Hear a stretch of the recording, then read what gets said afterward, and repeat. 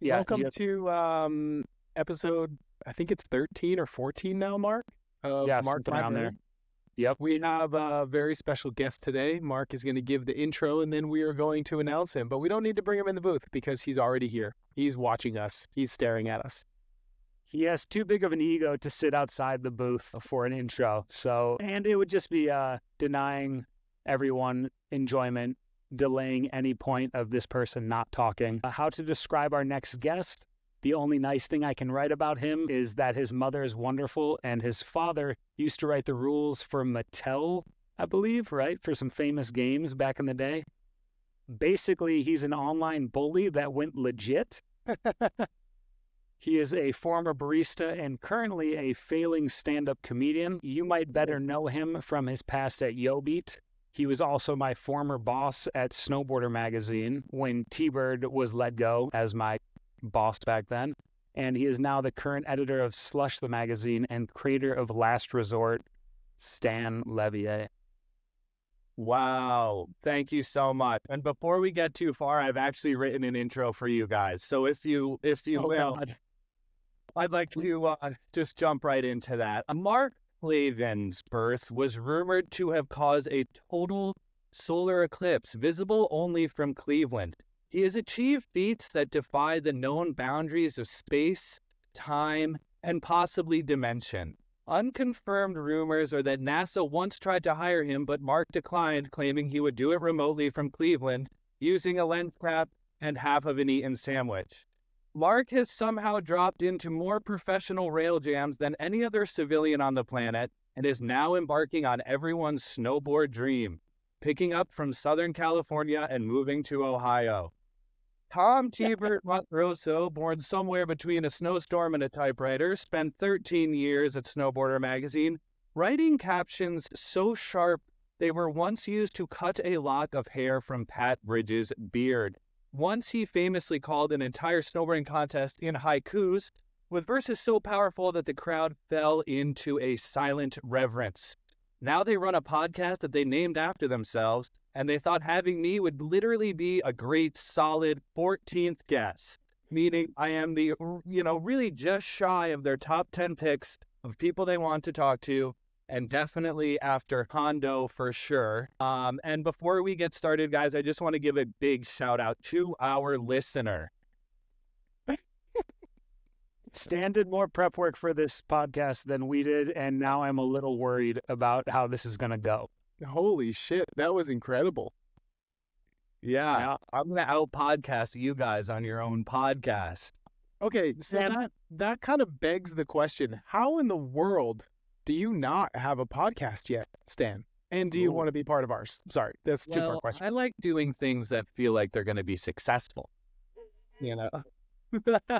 And so Touche. The podcast, is not in the cards for me, but I'm not ruling it out as a life possibility because I do enjoy the medium. We are about to crack the 200 top podcasts in Chile, so I'm considering that a pretty large success. Stan, do you have something to say to people in South America? Buenos noches. We're so close on that Chile demographic. Yeah, that's huge. I've heard in the podcast world that once you get Chile, the rest kind of just comes.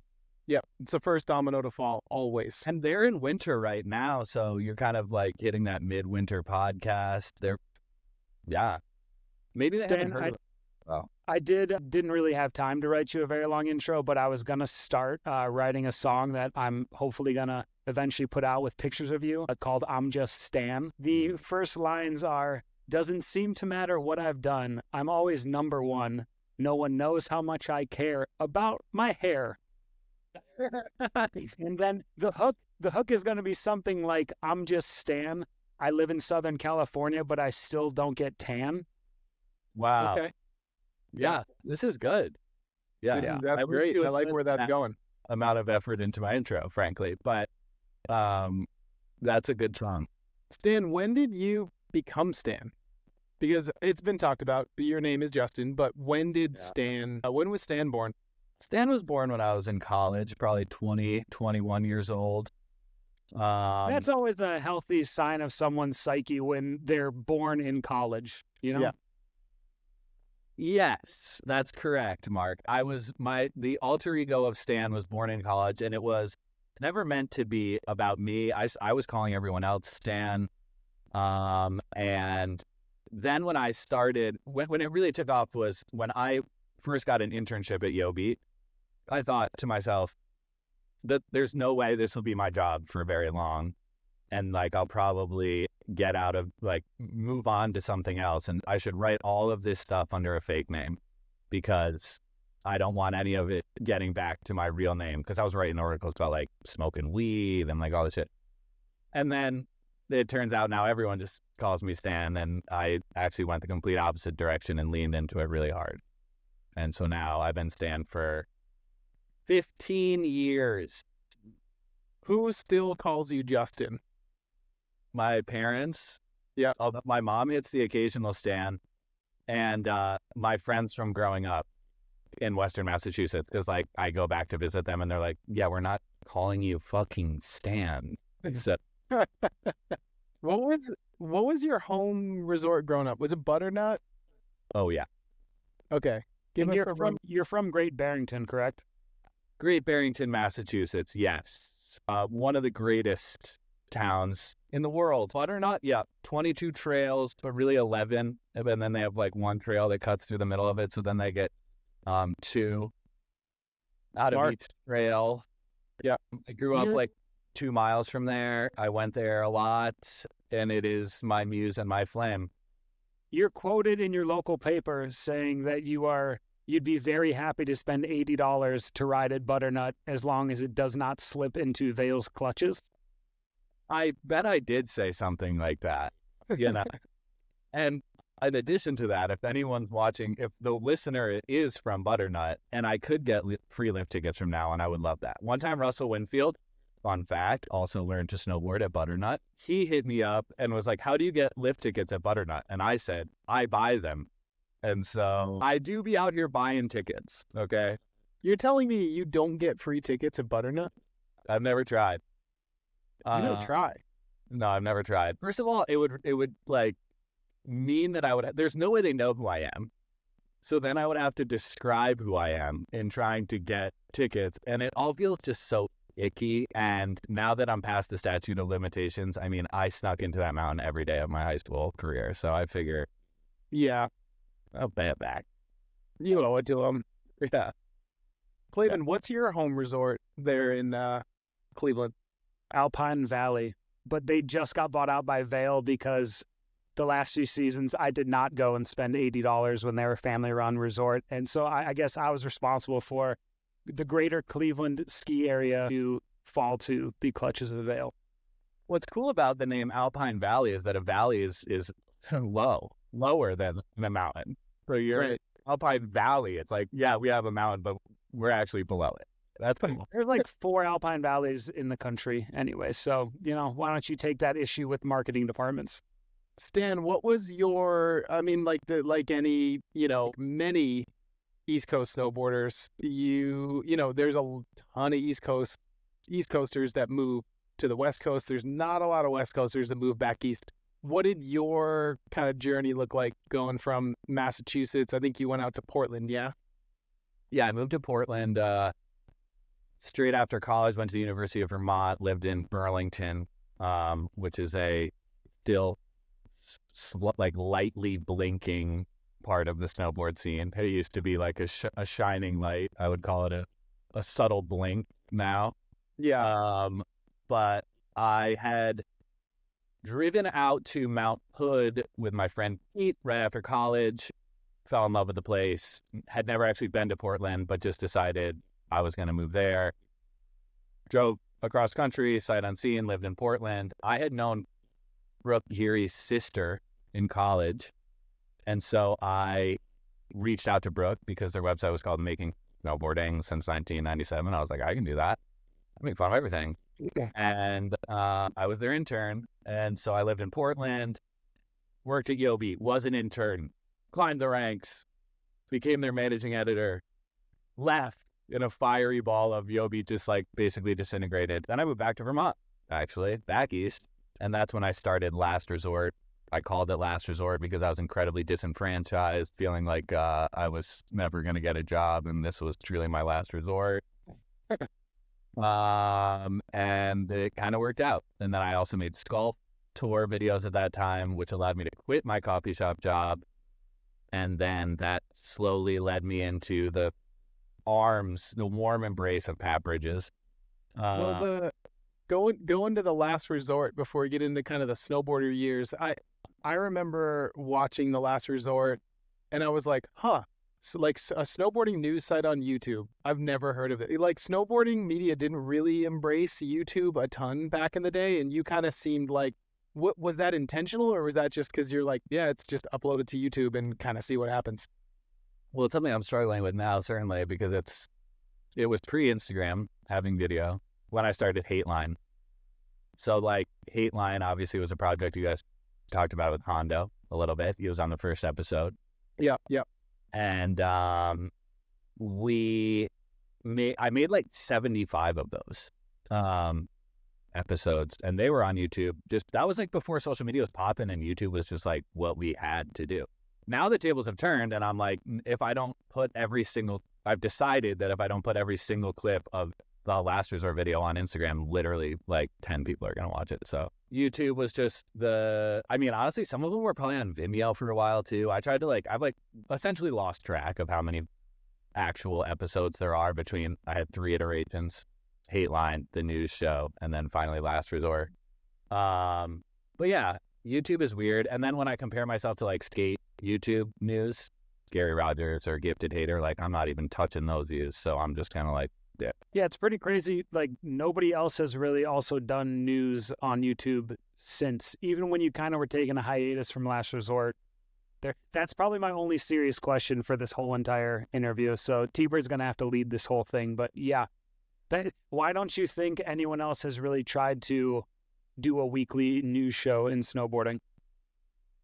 I guess I'm too dope. I'm too good, No, I don't fucking know, but good. I'm glad because someone would have dethroned me by now. Also, I don't know. I mean, I think that what it resulted in, or the like lower level version of it, was just like shit talking social media, like slope humor, kind of a modern day, like in the position that I was in and where social media was, and me making Hateline on YouTube. The current iteration of that, I would say, is people like slope humor making just like pretty, honestly, like shit talky content for all of us to enjoy who are fans. So I don't know. That's also where you made the red jacket pretty famous. For those that don't know, did you ever get any royalties from Volcom running the red jacket? No, and I have. Was that the Olympic kit for them? Yeah. I don't think we've ever really gotten to the bottom of that per se, because all I know, I have it. I've got the kit. I'm going to get it. Yeah, go put it on. While he's putting it on, Shaun White is famously photographed in an ad prior to Last Resort in a red jacket. So was your original red jacket at any point influenced by that ad, seeing Shaun White in a red jacket first? No, but when I did see that ad, I was like, holy shit. What came first kind of. But yeah, Shaun White had in his white collection like a red velvet coat. Well, we know what came first. It was that ad. Yes, Andre. Yes, correct. I meant in my brain. But I got that jacket from actually Mary and Marcus Rand's mom, Pam Rand. Cold call. I was wearing this big, bulky brown jacket for all of Hateline. And Mary Rand and Marcus Rand mom watched the episodes, thought I looked like trash, and just sent me a jacket from the thrift store, and I put the thing on and it fit me like a glove. I have no backups. But then back to the Volcom thing. Volcom becomes U.S. snowboarding's outerwear sponsor for that Olympics. And they all have like a on-hill thing. And they release the kit, and it's like, what? And now here's I actually do think it's a coincidence, probably. because I don't think anyone who made that outerwear for them actually watches Last Resort. But it was one hell of a coincidence. And Seth and Kaylin, when it dropped, did hit me up and were like, we got to send you this. And I was like, you just send me a check, actually. What they didn't, of course, but they did send me the kit, and now I have it. And I will say another funny thing I found was that even more of a full circle thing was they sent a kit to Gary Rogers as well, and Gary Rogers was wearing it for a little while. So that was Really? yeah, that felt cool. The one other part is, did you ever trademark The Last Resort? No, and Do you know what else there's a Last Resort company out there that T-Bird actually sent to me. He didn't want me to bring it up on the podcast, but there is another company called Last Resort out there. well, there's two, and I hope you're talking about the second one, because the first one I think we all know is a skate brand. It's a shoe company, Last Resort AB. And I was going to make a sticker after I saw that just said, skaters keep biting my shit. But there's also actually, I was just sent a video this morning. There is a suicide pod company called Last Resort. Correct. Which is such a good name for a suicide pod. So, I mean, yeah, I'd like to collab with them, actually, on my last episode. For people who don't know what one episode entails, walk them through what that process looks like. Because I think, 1 year in Revelstoke, I think you walked me through the entire process over like a beer or two, and I was laughing so hard at kind of About just the making absurdity of like making one episode, because it's just you by yourself. There's no one else, right? Correct. Yeah, it's a really sad scene. And of all the years I've been doing it, I've always had this sort of like dreamy vision where I have like an assistant. But essentially, either get really agitated about something. Now lately, in this upcoming season, I'm going to put out one once a month. I'm speaking it into the universe. So essentially what I do is all throughout, in between any episode, I'm kind of like taking notes on my phone, saving Instagram videos, whatever. I'll sit down and I write it. I try and basically write the punchlines, like this is the funny part, this is what we got to say, and then you can kind of riff. But when it comes to actually filming, I film it in my garage. I have a massive green sheet that I have to like iron. So I iron it up, and then I hang it behind me. I have construction lights that I've built into a kind of like scaffolding light system above the green screen so that the green screen is evenly lit. I found a table on the side of the road, and I use that as the desk. I put a green sheet over that. Then what I essentially have to do is set the camera up in front of the table, turn it on, and sometimes I put something in the chair. Like for a long time, I had like a cardboard cutout of Dwayne "The Rock" Johnson, and I put Dwayne in the chair. I focus on Dwayne's face. And then basically make sure we're in focus. And then I get my suit on, I mic myself up, I turn my mic on, and then I press record on the camera and then like walk around and sit in front of it and then just like start talking to myself I used to take a lot longer to film them. I would say like I just filmed one last night and I'd say I filmed it in 20 minutes. 20 minutes? Yeah, how long is it going to take you to edit it though? Days, because I get I just get all over them board. And then I'm like, if I really feel like I mess up a joke or something happens that's like big, since I filmed, I'll always leave the studio set up until I'm literally uploading it so that if I do need to jump back in there. But it takes a while. Honestly, with AI, you can now get a transcript of everything you say. And so you can find the text, because I'll start a sentence and keep messing it up. And you can actually just see where you say it right. So that has actually helped my editing a lot. But yeah, every time I say I'm going to like hire someone to do motion graphics or like, that's the stuff that takes the longest. Basically retraining myself to understand how After Effects works every single episode. I'm like YouTube tutorialing how to make text do a certain thing. And sometimes I think I should just go on Upwork, hit like some client from Bangladesh, get that thing for $10. But I mean, I have to ask because I honestly think it's one of the more iconic moments in snowboard media history. The like Shaun White Visa commercial, you're on a brontosaurus with Shaun flying over your head. Was there ever any reach out from Shaun's team? Was there any acknowledgement of like the effort and beauty that went in to that, 20 seconds? I'm not convinced Shaun White has any idea who I am, to be honest with you. Have you met him? I have. Anything? So I met Shaun White. Well, okay. I think maybe the first time I met Shaun White was at the U.S. Open, the last U.S. Open, and they did the lap for Jake, and I was doing Last Resort live on Red Bull TV, which was like 6 hours a day of I remember that. Run and gun with a mic. That's crazy. Yep. And at the end of the run for Jake, Shaun was the last one to go down, and I have like a Red Bull producer in my ear that's basically like, go interview Shaun. And I'm just like, yo, I've never met this homie before. And I have talked so much about him. And I don't think he knows.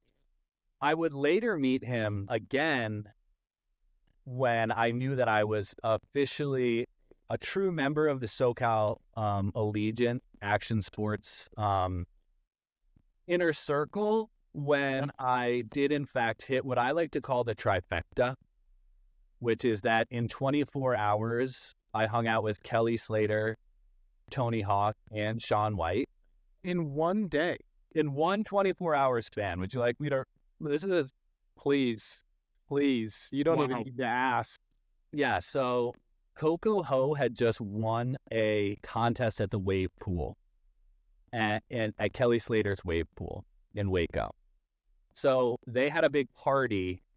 I go to the party that night. Kelly Slater's there. Now, I don't surf really, and I don't necessarily, I'm not I don't have a fandom about surfing. I respect it. He's pretty afraid of the water. I've seen him try surfing a handful of times. Yeah, I'm scared of the ocean. It's a little scary for everyone involved. Yeah. And so I meet Kelly Slater. I'm like, wow, crazy. Kelly Slater, that guy's a big deal. So that's at 12, maybe 12 at night, 1 in the morning. I see him at this party. I wake up the next day, Mick Morris hits me up, and he's like, do you want to go skate at my friend's bowl? That's what he says. That's how he phrases it. My friend's bowl. And so I'm like, sure, let's go.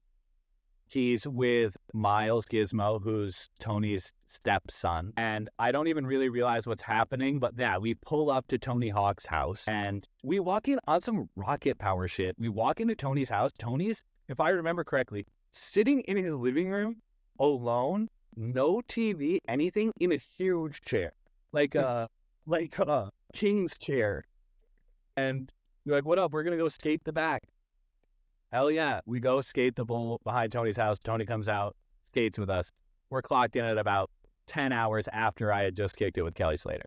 So we skate the bowl. Now, at this point, sorry to interrupt. At this point, are you thinking like, oh shit, I got Slater, I got the Birdman, and I say that giving full authority for him, he is the Birdman. Are you now like, I have to find a way to hang out with Shaun? Dude, it hadn't even dawned on me yet, but sometimes the universe has a way. So we're at Tony's, we're skating, we leave Tony's house, and when we're in the car, Mick Morris gets a call, screen pops up, just says Shaun White. And I'm like, you gotta be shitting me. Wow. Mark picks up and he's like, what up? Mark had posted an Instagram story that it was at Tony's, and Shaun's like, what up, Mark? You go to Tony's? No word? Damn, I would have pulled up. Mark's like, oh, my bad. Come over for dinner tonight. And boom. Shaun's like, all right, I will. And so then he hangs up, and I'm like, I'm coming. Yeah. You're like, I know my dinner plans. Yeah. Oh, go to Mark. They have a dinner. Shaun White pulls up. That was probably the second time I've met him. And again, I have zero confidence he has any idea who I am. That, or he's he's a little bit watching me squirm. Yeah. But yeah, so, and then we have dinner with him, 24 hours, holy trifecta, action sports. That's what I do. Yeah, in your wildest dreams, is that your number one day in your action, not in your career, but in your action sports dream life as a 12-year-old, thinking you got to see all three of those people in one 24-hour span? Well, the funny part is I'm out here like making a huge deal out of it. And that's just like, that was a normal day for Mark McMorris, you know? Yeah. Like, Yeah. I only got that because I was with Mick Morris. Like, Yeah. and so, yeah, but it was cool. I mean, to meet Tony Hawk is like, that guy, you know, he's unreal. So that was like, felt really cool. But I've been confused for Tony Hawk before. And so the only thing that I wish is that when I had met him, I said, hey, I bet people confuse you for me all the time. You look like if Tony Hawk hit his face on the coping a few times trying that 900. That's kind of, and then, had to put on glasses. Yeah. Yeah. Yeah. I know. Also, just to go back to Last Resort as well, for those, your garage is also, it's not like a big, large, wide open garage. It is a garage that is shared with 4 surfers that is stacked to the brim with foamies everywhere. So there really isn't that much room in there to make these episodes. No, I have to do a lot of rearranging. And the episodes have always been a very shoddy operation. I mean, in the original... I think we can all see that. Yeah. But it's come to be part of the appeal. It's like, I come to realize that part of the aesthetic is that it actually looks like a 6th grader made it. Now, how, like, aware are the roommates of what's happening in the garage? Do they, like, pop in and they're, like, kind of watch a little bit of it? Or are they just completely disassociated with what's happening in the garage? I don't like anyone to be in the room when I do it because it allows me to, really just go off and not have to feel, like, weird. I've filmed episodes in front of people before, and I just get, like, anxious about the idea that it's not really a live show, And if it were, I would go about it differently. But I like to give myself the liberty to mess things up, say things a couple different ways. And if I feel like someone's watching me, I'm gonna just feel self-conscious about that. That's something I figured out almost immediately because Brooke would try and sit in the room when I would film Hateline, and I would just shoot, giving me. I feel the same way about this podcast, but Jacka consensually just comes in here and cooks lunch just about every single time because I'm working out of our kitchen. Yeah. Big shout out to Jacka. But they are aware of the show for sure. And when they see me like building the green screen, they're like, oh shit. It's going down. We're time. He's about to get neurotic for 3 days. Yes. And that's also what happens is once I start the process, which I've just started, I enter kind of a 4-day, like lucid, stay up till 4 a.m. Sometimes I'm like, I'll edit something for so long, cut the whole thing from an episode. I'll be like 1 a.m. to 4 a.m. like editing. I'm like, this is so good. And then I'll watch it the next day and be like, yeah, I can't use that. And I'll just cut the whole thing. Well, it's funny, not to get too Freudian, but thinking of your two kind of like mainstays in like comedy, right? It's like this very private Last Resort. You're the only one. You obsess about it. You film it by yourself. You kind of don't want anyone watching. But then on the complete other side of the spectrum is like you do stand-up comedy in front of live crowds. Which one gives you more of like a jolt? Definitely stand-up because you could die out there. Like like I could mess up a joke on Last Resort. Frankly, like I don't know what Last Resort gives me anymore and when it gives it to me. You know what I'm saying? Like I'm still confused by that actually. I think that it comes sort of like after I finally escape this like manic state and like days later, someone that I respect hits me up like, yo, that joke's mad funny. That's like the moment that I am like, yes. Whereas stand-up, it's like, it's all happening live. And that was frankly part of the reason I wanted to get into stand-up in the first place was that like, I was always aware that I was situationally funny or funny when I had like complete control over the exact wording that was going to come out on a video. But there felt like a cool challenge to like get on stage. Nobody knows you. Like you're starting from like zero, you and a microphone, and you just have to talk and make people laugh. Starting from even Last Resort is like based in the understanding that this is going to be about snowboarding. So people go in it like with an expectation of like, oh, this is what he's going to talk about. But like stand-up comedy is just like anything, the world. And so that was like, felt like a really cool challenge. But I will say that ever since I started working for Snowboarder and then helping Pat start Slush, I do stand up a lot less, which sucks. Yeah. The Clavin, world how wants is more of that- your stand-up. And just for the record, I don't want to see Last Resort monthly. I would love to see Last Resort weekly. I decided I'm going to cut the skits from the beginning. If So I you can have just- it, great. If I don't, I'm not going to trip on it. I just edited like a boilerplate Last Resort news intro that I'll just throw at the beginning. So maybe it can come quicker. I mean, this episode that I just filmed, I'm like not even blown away about. It's basically September and not that much has happened. So I think it's just going to be pretty short. And that was something I also figured out about that show a long time ago too, was that you're going to kill yourself if you get too hyper-focused on this notion that every single episode needs to be funnier than the last one, or like you just have to keep moving. Like you're only really as funny as your last video, but that gives you the opportunity to keep making more. So I don't know, just knowing I'm probably going to put out a couple duds, and every episode has some jokes that like are straight flops, but yeah, I don't know. It's like part. Do you think you're most recognized for your work at Last Resort? Because that one time, me and you were in New York, randomly just walking at an intersection, and you got stopped in the middle of the street in the crosswalk while huge groups of people were going back and forth, and someone goes, "Oh my gosh, is that Stan?" Like that was Crazy. Normally, I get noticed only in ski towns, and that happens pretty consistently. Like in a cell airports, a ski airport. Yeah. Yeah. Like people be like, "Holy shit, are you?"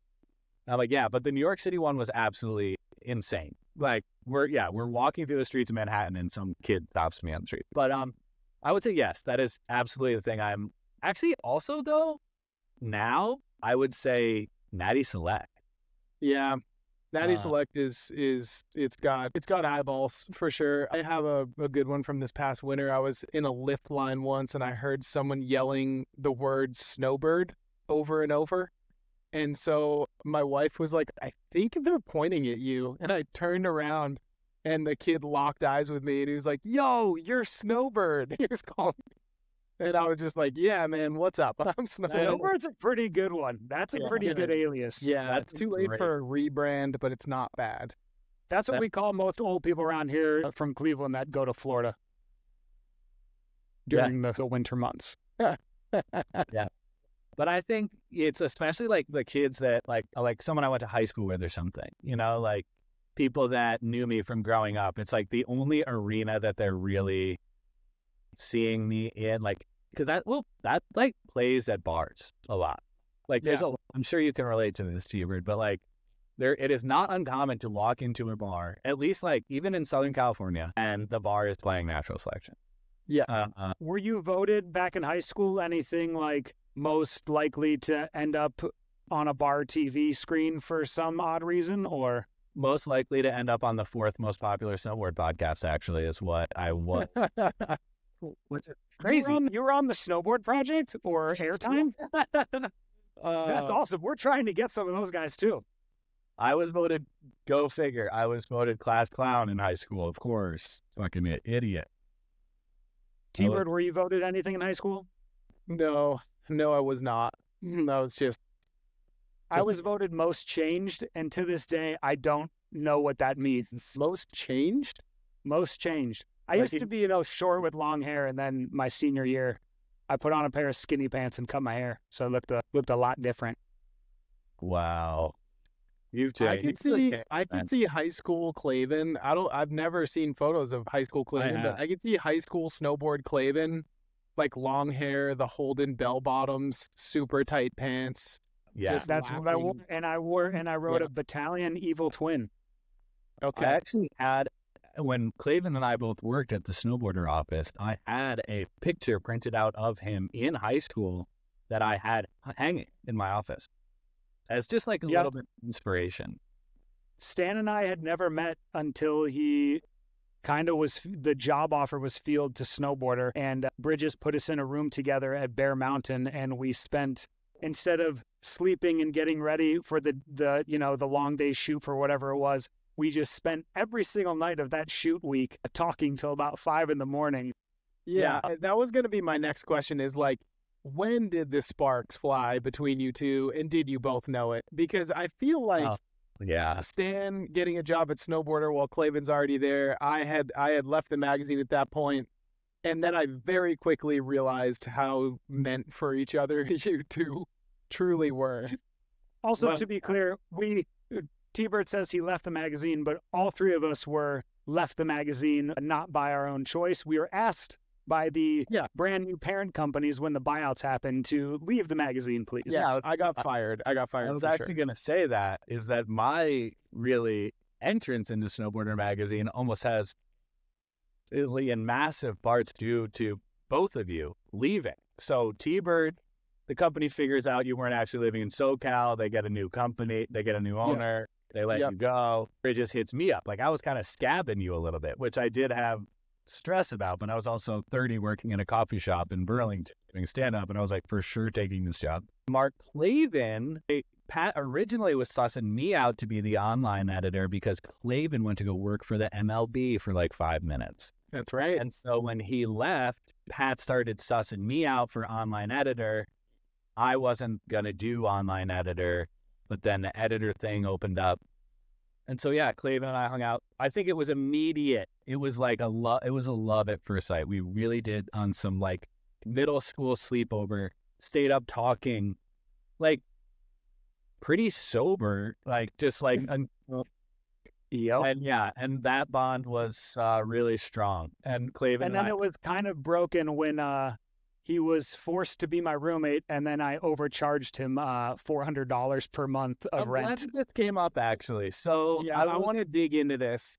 Yeah, so I was Mark Clavin's roommate in San Clemente with him and his fiance, Jacka, who's a literal angel. And I was their roommate. I lived in San Clemente for a year. I hated living in San Clemente because you're on an island. To the south of you is a military base. To the north of you is just like deep Orange County. Just coming from Vermont and Portland before that, it was just like, and I don't really surf. It was just like the opposite of what I wanted.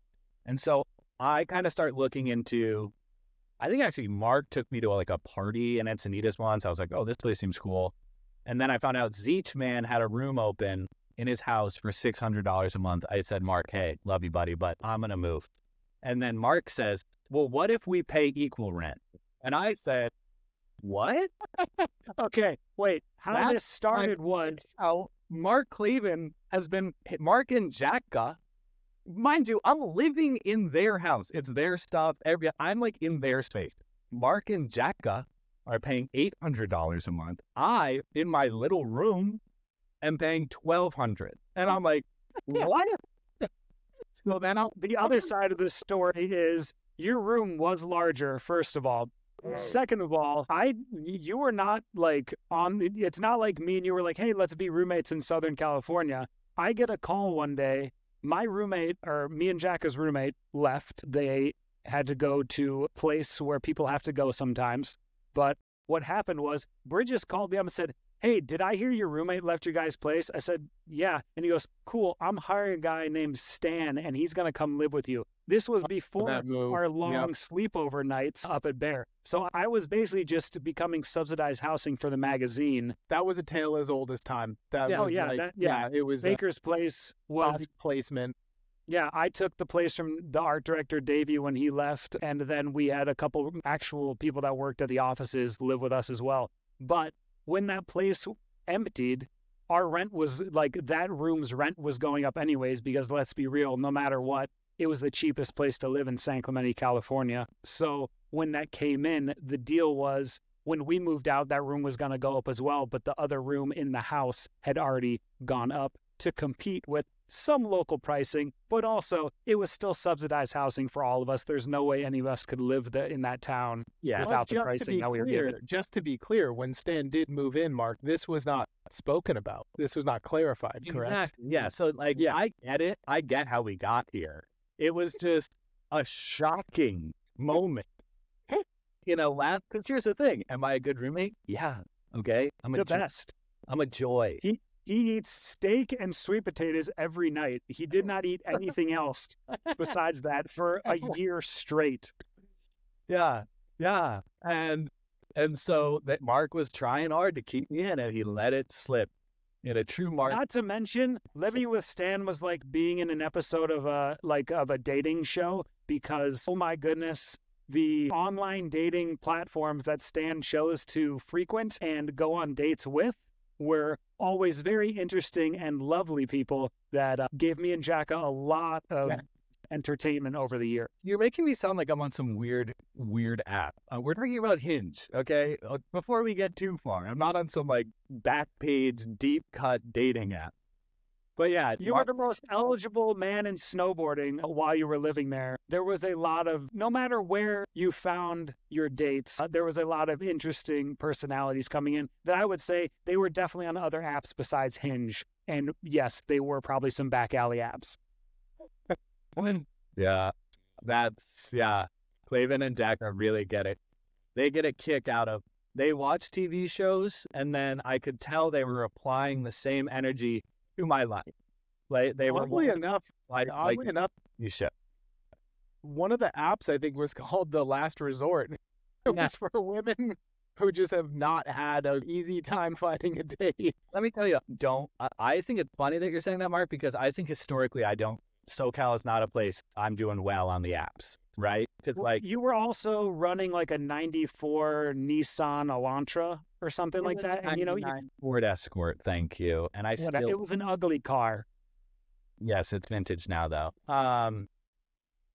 Yeah, and it was actually more reliable than my car at the time, and it was my main ride to I made Stan pay more money for his place, and then he also drove me to work almost every single day. Yeah, Mark, I was going to say, you were driving a Toyota Camry with I think 2 of the doors didn't close. Yeah, and that thing actually blew up. When I was working for the Padres, I had to quit the Padres because I couldn't get down to San Diego anymore because my car blew up on the 5. And that's when Stan became my roommate and my ride to work. That's right. And my car was just a 2-door. I did eventually buy a real car, but I still own the Escort just to feel something. I got an Escort from Craigslist. I just remember watching the content from afar, right? Because I was living in Salt Lake City, and I get fired from the mag, and I was bummed to be gone because the people that work there are awesome. But I remember being stoked that you were there, Stan, and then seeing the Instagram stories of you and Clavin every single day. I was like, this was kind of meant to be. It almost softened the blow in a weird way. I was going to say, I really think I did a lot for Mark Clavin's career. Definitely. At least specifically with my mom, because my mom, who's literally never even met Mark Clavin, loves him. And any content I'm posting on Mark Clavin, hard eyes, bam, from my mom. She loves the kid. Yeah. So yeah, I really personified him. And then we also had basically empty warehouse to play in every single day because as all the magazines were crumbling, me and Stan's relationship was blossoming. And we had so much square footage to run around and just laugh at empty offices and go, I can't believe we're still getting paid to work here. That's so true. By the time I got brought in, because I got brought in at, of course, like the very end of it all being anything, but that kind of famous Transworld office, by the time I moved there and started working there, at least, no exaggeration, half of that massive office building was completely empty, like flickering lights, like 35 to 40 open cubicles with no one in them. So yeah, we would snakeboard around and just kind of... Every time like there'd be a buyout or something random, you would just see dumpsters roll up and you would literally watch like just pounds and pounds of famous like old magazines just get tossed. We would take stuff from there, like from the dumpsters, and just bring in old magazines that are, I mean, to us important, but like, yeah, to the new buyout, there'd be like surfer magazines thrown everywhere on the floor. It was crazy what those companies did. Yeah, it's wild. Yeah, I was there too in that when they finally closed the office maybe last year and they were going for like the for real last ditch, like speak now, take whatever you want, or this is going in a dumpster situation. I have some very nice tools, and actually I'm going to scratch that. I have some furniture from those offices that is still in my house today. Yeah. Yeah. Stan, as one of snowboarding's, I kind of put you and like Richards in a similar category as people who just can take Why? a really big step Quit. back and kind of like assess the snowboard industry and like kind of get a pulse for where it's at. What is your current take on not the media side of things, but like just the snowboard industry as a whole? How do you see it right now? If you could like explain it from that 30,000-foot view. Well, I think an ongoing problem, maybe I'll say, with the industry and how to become, I think where we're at in terms of why it's in a weird place, is that I have to feel like now more than ever, and this continues to grow, there is a disconnect between what the inner core industry believes needs to happen and what the predominant population of people that buy and support the snowboard industry through the consumerism of being a weekend warrior snowboarder want and need. So I do think that you have a core that needs to kind of curate the stories, help the bigger population understand what's happening. But I do think more than ever, we are a little bit of an echo chamber where everyone in the industry sometimes feels like they're trying to impress other people that have been getting free snowboards their entire life, as opposed to like trying to build an industry that supports actual true growth.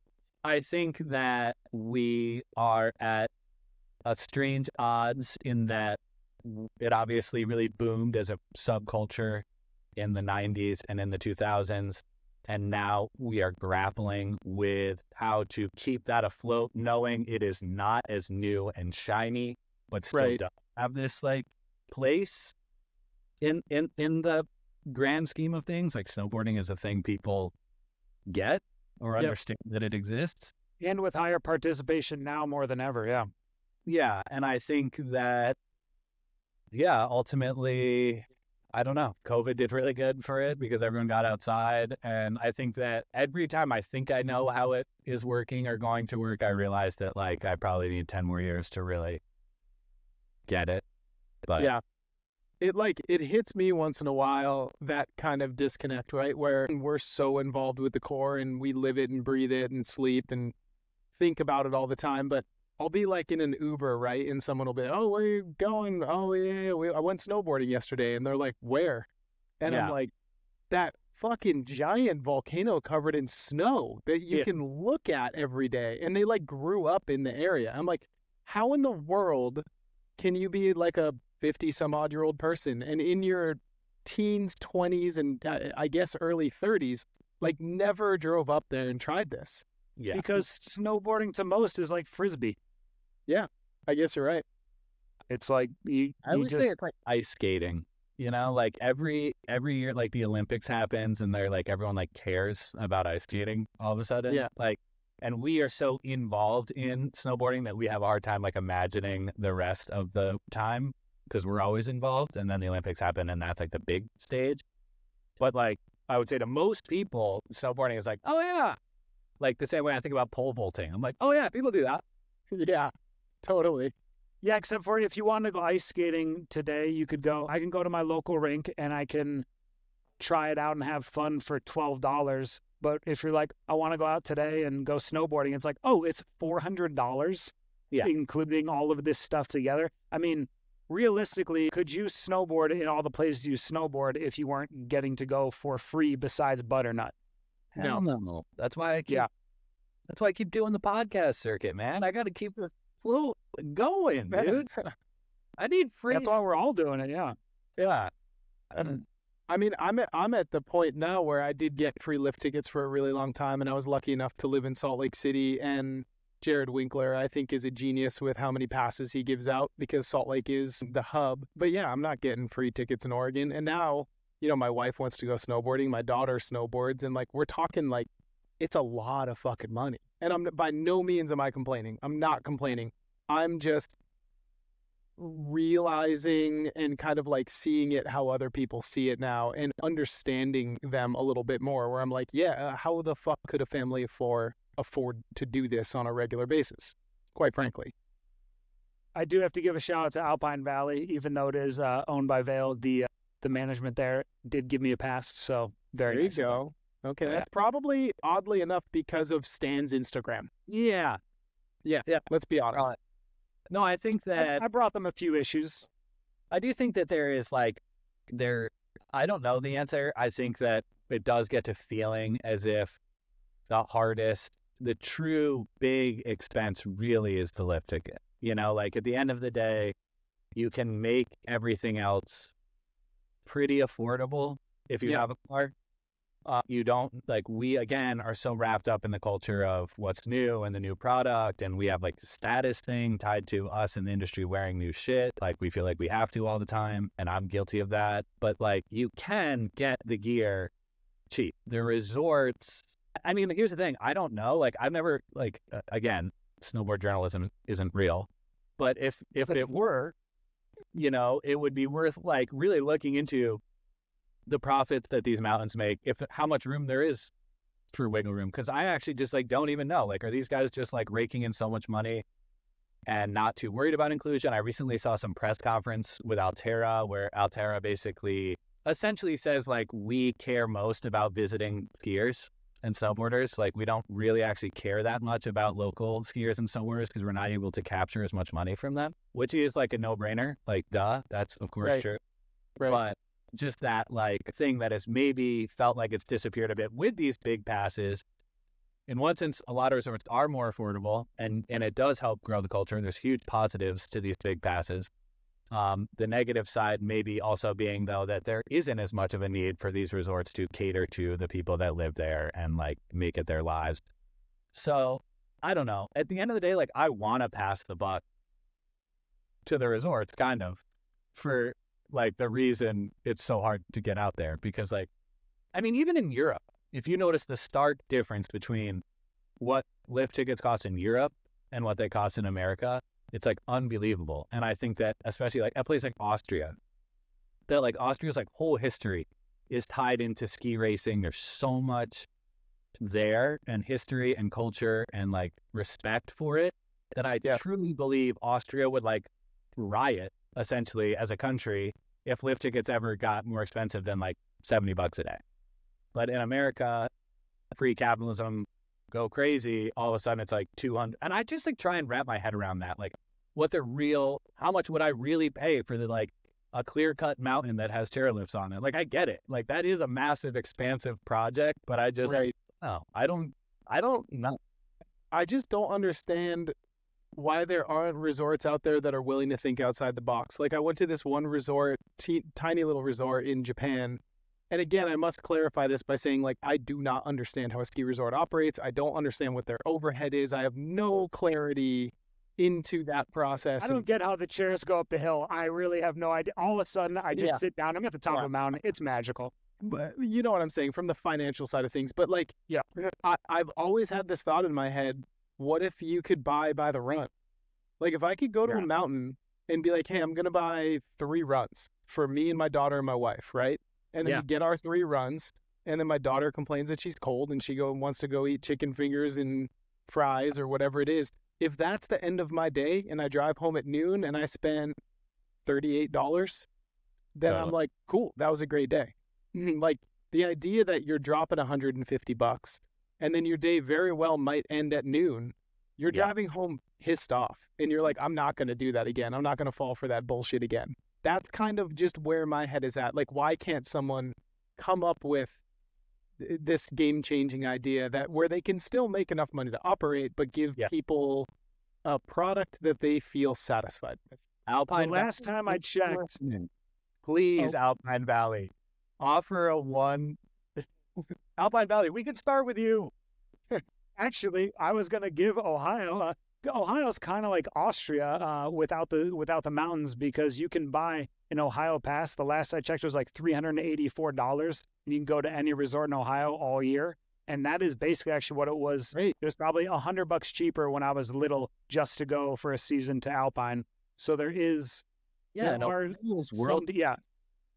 But, but then and now we're going to have to get into the bigger topic of global warming because our season is now like only a month and a half, basically. But back when it was 4 months, $394 to go to like 5 different resorts in Ohio was pretty sick.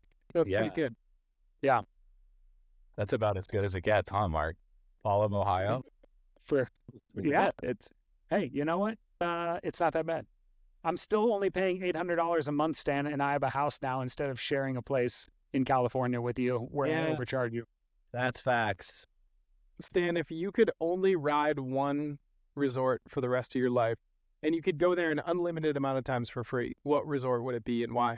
Oh, crap. Okay, there's a couple things to consider here. Okay. Now, because in my head, I'm torn between Mount Baker, and this is going to sound kind of crazy, but Jackson Hole. Okay. To me, Baker, you have a higher chance of sitting through months of rain. And not, because if I was going to really go in on this, I also want my chances of good conditions every day to be higher. Honestly, for the sake of not overthinking this, and I'm not going to move there, but I'm going to say, ew, but Jackson Hole's such a weird culture too, though. So I don't know. I was thinking just terrain, but then it's also like got like that weird Republican vibe going on. All things considered, lifestyle, I'm going total plot twist. Lifestyle, proximity to the mountain, culture. I'm going Bachelor. Yes. Okay. Bachelor's. That's a good Going answer. Bachelor. Although, like the If real, you take away the terrain and add the Republican like times 100, you have Cleveland, Ohio. which Cleveland was on second, and then Locks would be third. I think Locks is Yeah. I wasn't even thinking internationally. Locks is pretty unreal, terrain Yeah. wise, culture wise. Yeah. Switzerland Fox is awesome. is so expensive. Like you're at Baldface every day that you're like getting a drink, and it's like 19 Swiss francs, and you're like, maybe the conversion rate works in my favor, and then you look it up and it's actually $27, and you're like, crap. So yeah, nationally, I'm gonna go Batsy, I guess. And now the question I've been dying to ask the entire time: are you going to DIYX this year? Are you going to do it? Well, allegedly, yes, I am. Okay. I'm in a negotiation right now with Monster Europe, trying to get my flights covered because I won't go otherwise. Because here's the thing: last DIYX broke me in a big way. Yes, that's why I was asking. I think I spoke with you after just via DM, and you seemed like you were. Yeah, I kind of actually went to like a dark place, like full kind of breakdown, like what am I doing in my life? Like, and I just partied a little too hard. This year, the goal, they had asked me about making a laughs resort while I'm there, which is great because that gives me a little bit more of a objective. But I am planning to go, and I do think that hands down, it by a long shot is the best contest in snowboarding. I think so too, and I've never even been. It is so fucking awesome what they pull off every single year. Like, from what I've heard and seen, how they do it is fucking nuts. Well, it requires a certain amount of understood chaos and danger Yeah. that I don't think the American insurance companies have the stomach for. Yeah. Like they are just being a little looser. Like marketing departments sit for months on end trying to create what DIYX actually has, and they just won't ever be able to do it. And This whole kind of travel also brings up the idea. People probably think, because you pop up everywhere at almost every single event all winter long, and, travel is always glamorized and everything, but like you spend a lot of your own hard-earned money or your miles to kind of get to a lot of these places. Like you really put in a lot of yourself to, like, why? This was phrased to me one time. It was when Ted Borland met Salema at X Games this past year. And I guess Salema was talking to Ted and was discussing me and was like, I don't understand how this kid does it. Like, how is he out until 4 a.m. and he's at the chairlift at 9 a.m. the next day consistently? How does he do this? And Ted said, the kid is built on FOMO. And that is a fact. And that's ultimately what it is like, I I have diagnosable FOMO. And so when I know something's going down, and if I really want to go and I really want to hang, and it is a little bit a self-fulfilling prophecy. There's a couple ways to think about it. Because we're like independent contractors, in some ways, I don't mind buying the flights to places within reason, because at the end of the day, it's all knocking away at my taxable income, right? So like, the more money I spend on flights, as long as I'm good for it, the less money I'll have to pay in taxes, and at least I spent it going to do something I wanted to do. I do also think that was just always, that's how I got hired at Snowboarder, was like between Sculpt Tour and just figuring out, and like the Yo Beat days, figuring out how to get to all these places for like, someone else picks up this, someone else gets that, I spend a little money on this, and I was able to just like be everywhere. And I think originally that's what kind of struck at Bridges about me before I started working for him, was that I kept running into him like everywhere, and he was just like, how are you doing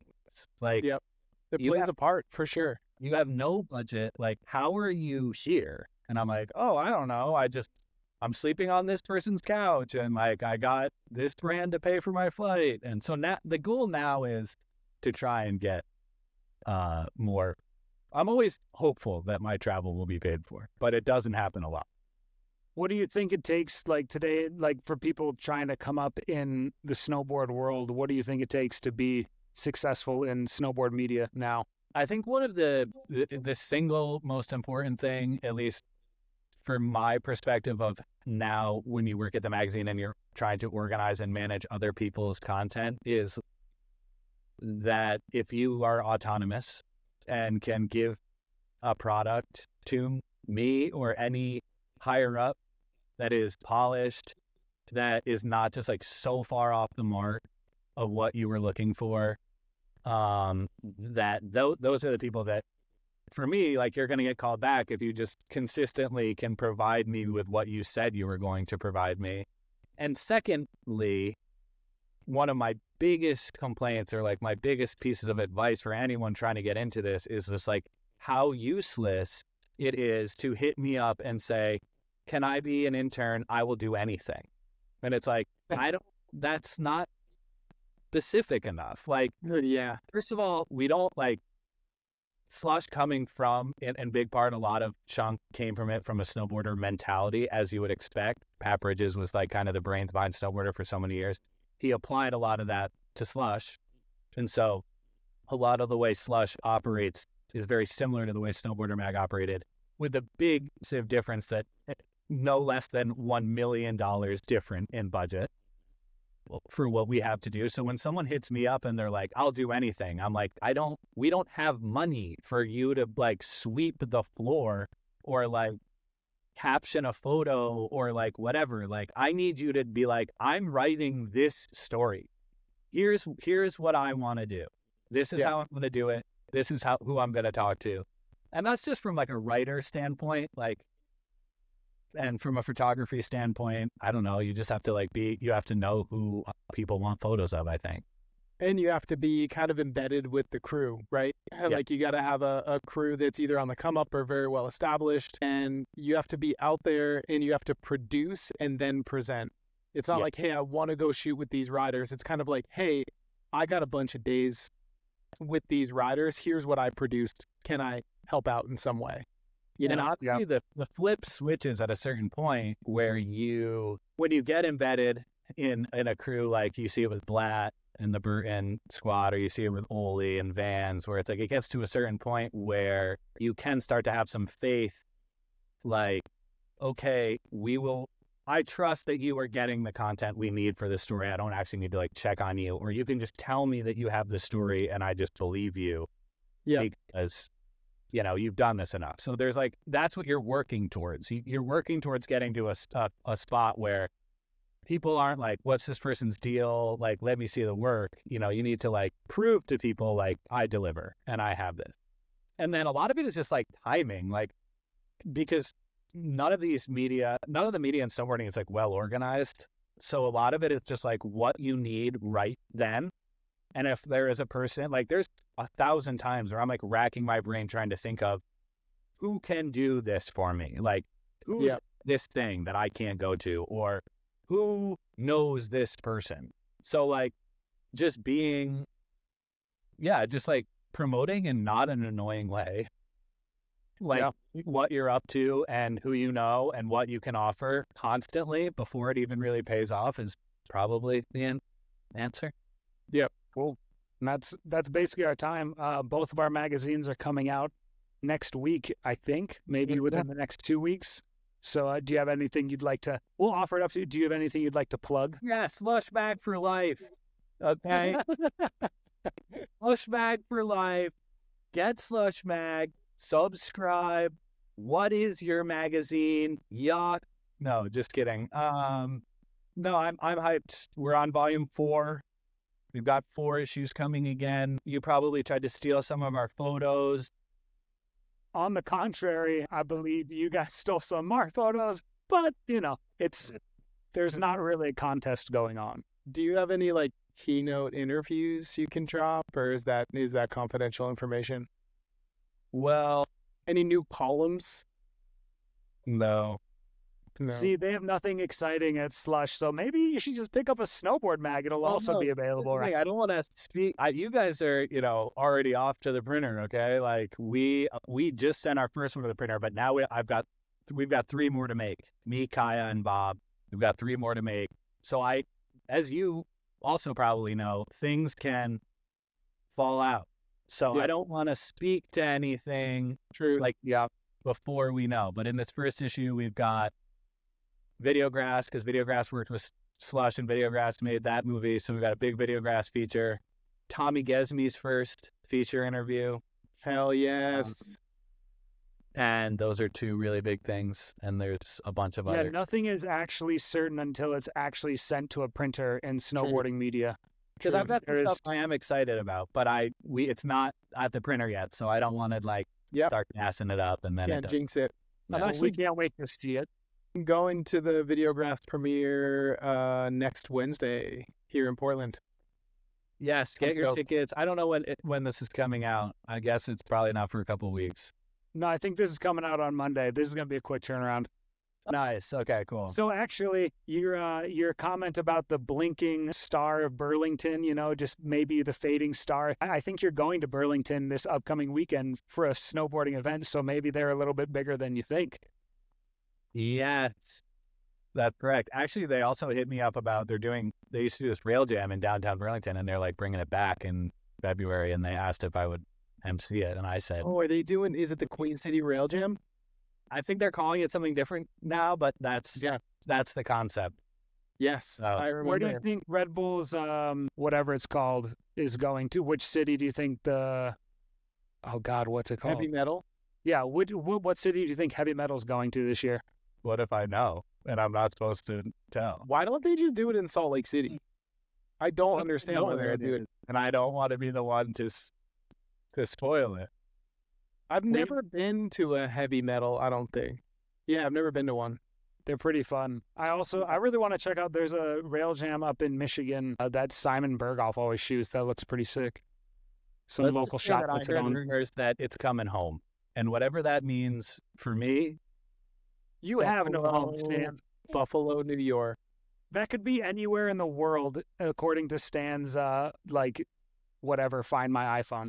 Clayton, when you talk about wanting to go to a rail jam, I just want to clarify, you're talking about going as a competitor, right? Yeah. Not a photographer? Have you ever thought about that, by the way, that you are hands down the civilian with the most professional rail jam drops in the world? Without a doubt. With, no question. Yeah. Yeah, and also the civilian with the least amount of talent that should be doing that.